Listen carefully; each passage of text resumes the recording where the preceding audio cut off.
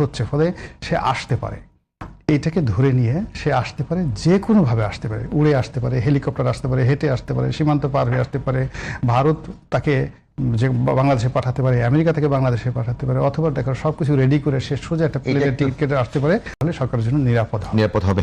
কিন্তু জনের কথা মতো যদি আপনি চোখ বুঝে মানে ঘুমায় থাকেন, হঠাৎ করে একদিন ঘুমের মধ্যে আপনার দেখবেন যে কানের কাছে এসে বলছে কুক আমি চলে আসছি। মাসুদ ভাই এরকম বিশ্বাস করেন কিনা?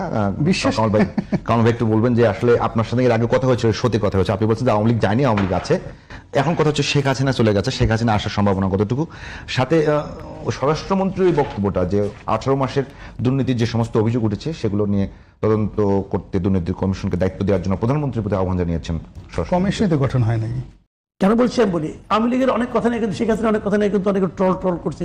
ওই মাঝখানে বলছে না আমি সীমান্তের কাছাকাছি আছি, চট করে ঢুকে পড়বো, এটা নিয়ে কিন্তু অনেকে নানা রকম ভাবে হাসি ঠাট্টা করেছে। ওটার সঙ্গে এটি মিলাতে যায় না, সিচুয়েশন কিন্তু অনেকটা চেঞ্জ। একটা বিষয়কে আমি বলি, আওয়ামী লীগকে যখন বিদায় করা হলো দেশ থেকে, আওয়ামী লীগ সরকারকে, তখন কি আপনি জানতেন নেক্সট কি আসবে? না, জানতেন না। তো জানতেন না তো তার বিদায় করলেন কেন? আপনার হাতে কোনো অল্টারনেটিভ ছিল না তো বিদায় করলেন কেন?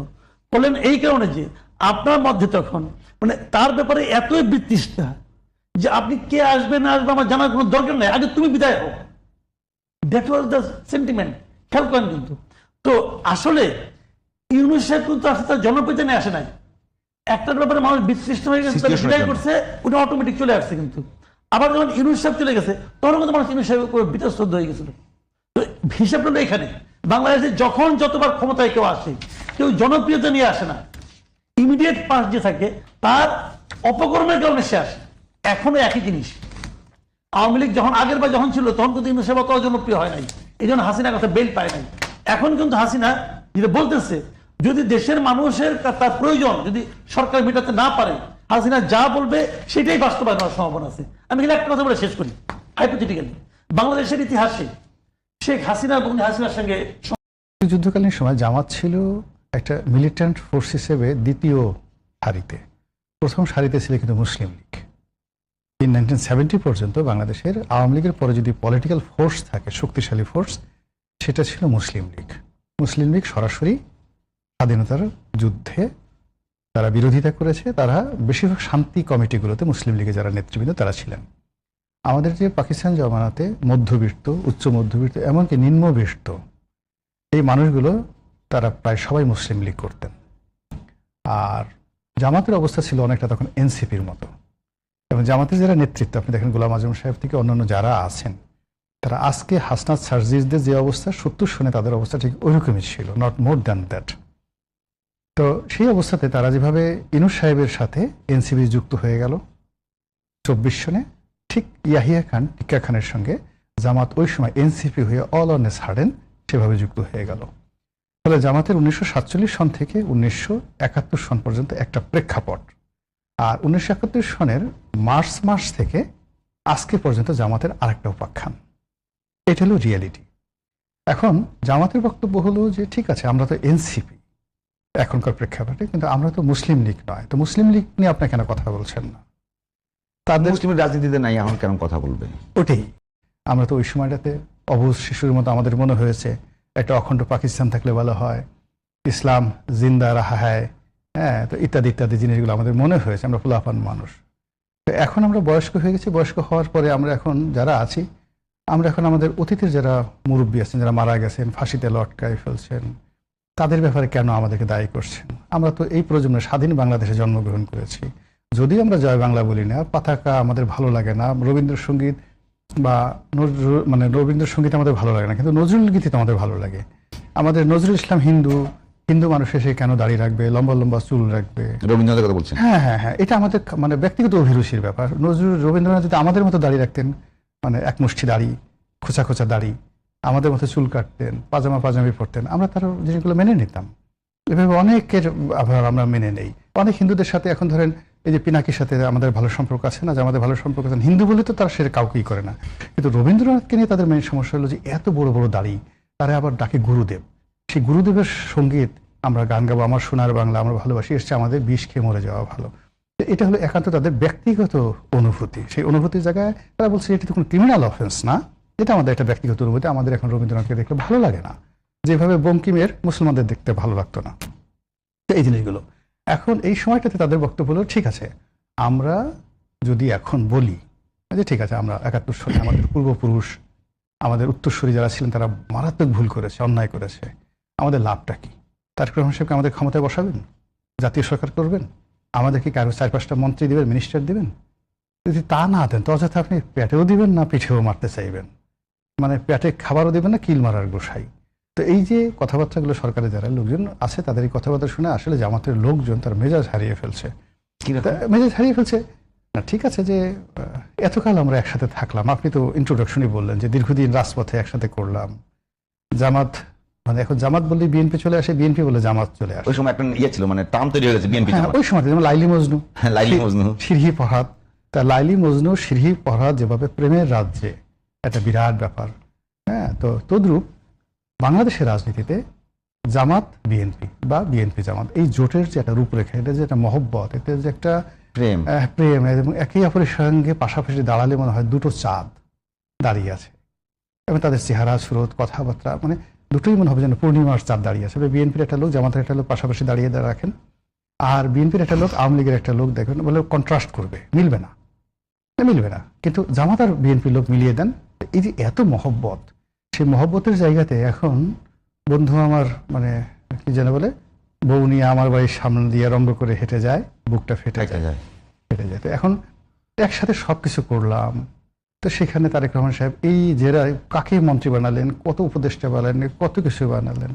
আচ্ছা, এখন বাংলাদেশের রাষ্ট্রপতি পদে যদি আমিরের মানে সভাপতি, জামাতের সভাপতি বানানো হতো, বিএনপিকে কোনো ক্ষতি হতে বলেন তো?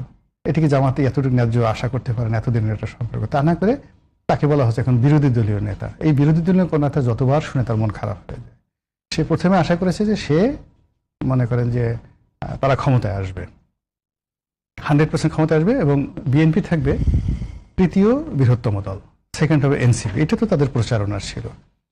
তখন তারা চিন্তা করলাম, আমরা ওই সময় আমরা উদার করেছিলাম যে ঠিক আছে যদি আমরা ওইরকমভাবে সরকার গঠন করি, এনসিপি দ্বিতীয় বৃহত্তম দল, বিএনপি তৃতীয় বৃহত্তম দল, তারপর আমরা জাফরুলকে মন্ত্রী বানাবো, তারেক রহমান সাহেবকে দেখে বলে সালাউদ্দিন সাহেবকে মন্ত্রী বানাবো। এটা নিজেরা চিন্তা করছে। তো বললো যে সেখানে আমরা দ্বিতীয় বৃহত্তম দল হলাম, আমাদেরকে নিয়ে কোনো কথাবার্তাই তারা বলছে না, খালি খোটা দেয় বিভিন্নভাবে। এটা একটু শুনবো ভাইয়ের কাছ থেকে। জি, একটু শুনেন আর কি। ভাই, একটা বিষয় মানে একটা রিসেন্টলি অনেক আলোচনা হচ্ছে, আপনারা করছেন যে অন্তর্বর্তীকালীন সরকার বাংলাদেশকে পাকিস্তানিকরণ করার একটা প্রচেষ্টা চালিয়েছে, এটা কিন্তু আলোচনায় আছে। তা আমার প্রশ্ন একটা জায়গায় যে 71 সালে বাঙালি জাতি জয়লাভ করলো, জয়লাভ করবার পরে তো একটা বিজিত দল এখন পর্যন্ত সেই একই যুদ্ধ চালিয়ে যেতে হচ্ছে।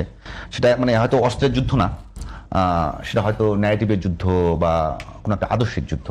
সেইটা কি করলে কোনো একটা জাতির জন্য সে সমাধানটা কোথায়? সমাধান কি কেউ চাচ্ছে?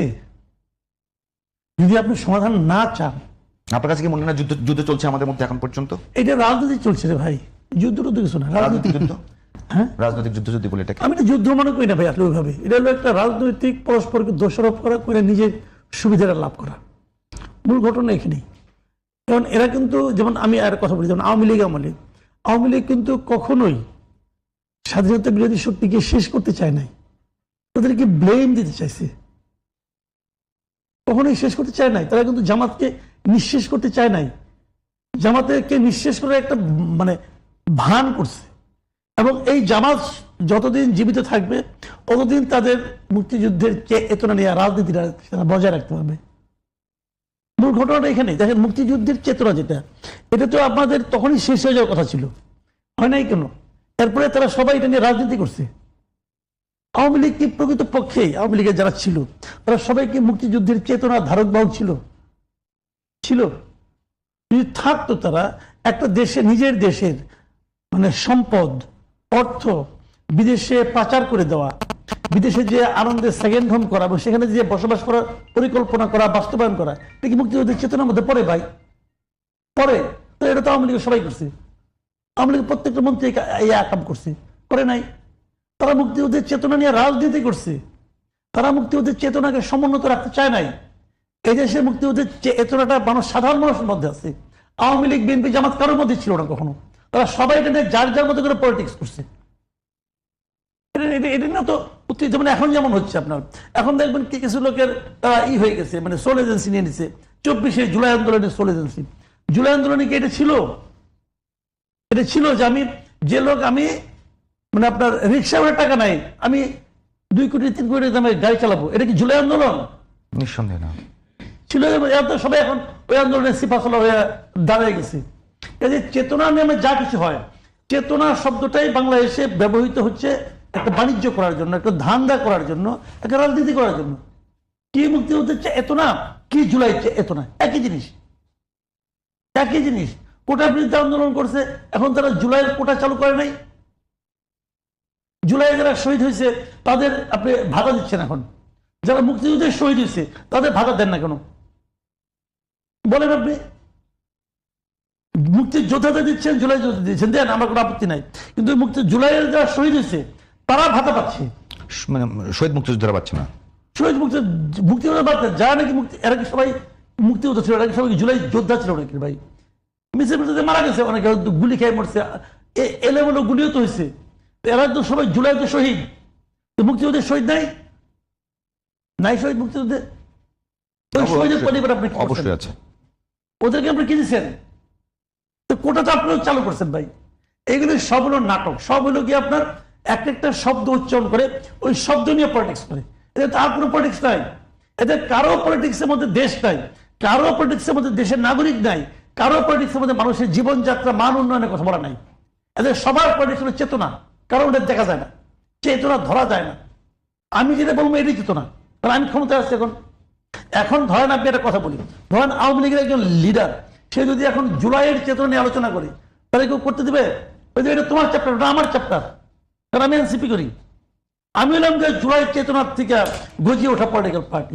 অতএব জুলাই চেতনা নিয়ে যা আমি যেটা বলবো এটাই অথরিটি, আমি অথরিটি, এর বাইরে কারোর কথা শোনা যাবে না। যে আওয়ামী লীগ করছে মুক্তিযুদ্ধের চেতনা নিয়ে।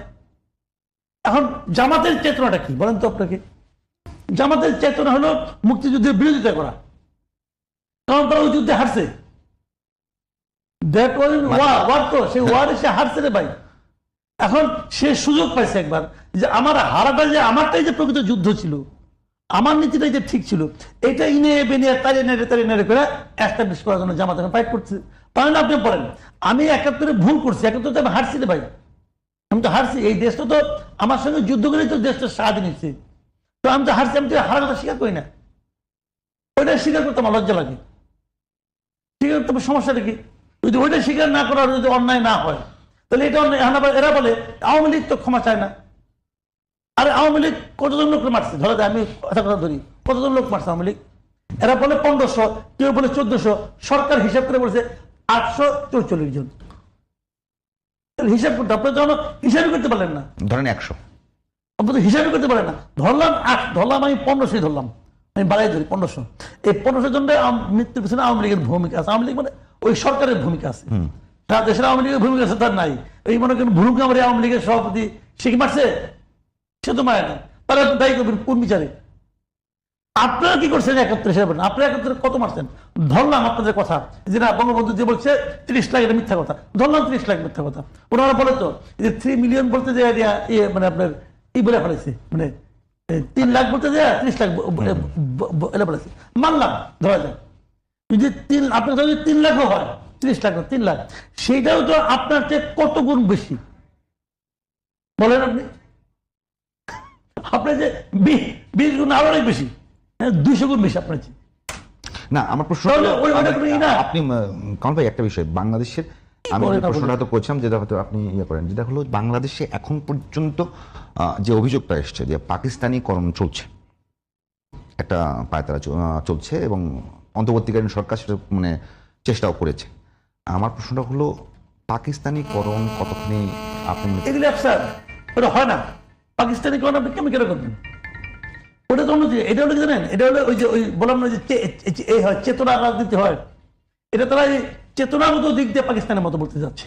হ্যাঁ, যে হয়তো ওই লাইনে তো পাকিস্তান কি 71-এ যে চেতনা পাকিস্তান ছিল, ওই পাকিস্তান কি এখন ওখানে আছে? পাকিস্তানও তো ওখানে নাই, পাকিস্তানও তো ওখানে নাই।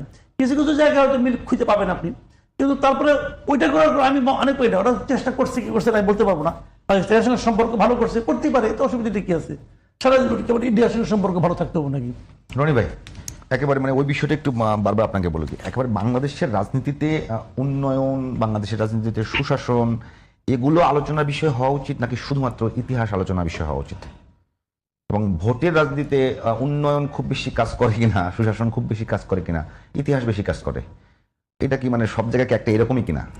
জিনিসটা আপনি বলে দিলেন। তো প্রথমত হলো যে আপনি যদি একটা জাতি গঠন করতে চান, 18 মানুষকে কাজে লাগাতে, 18 কোটি মানুষের প্রতিটা হাতকে কাজে লাগাতে চান, সেক্ষেত্রে ইতিহাস ঘাটাঘাটি আপনাকে বন্ধ করতে হবে। ইতিহাসটা আপনি চর্চা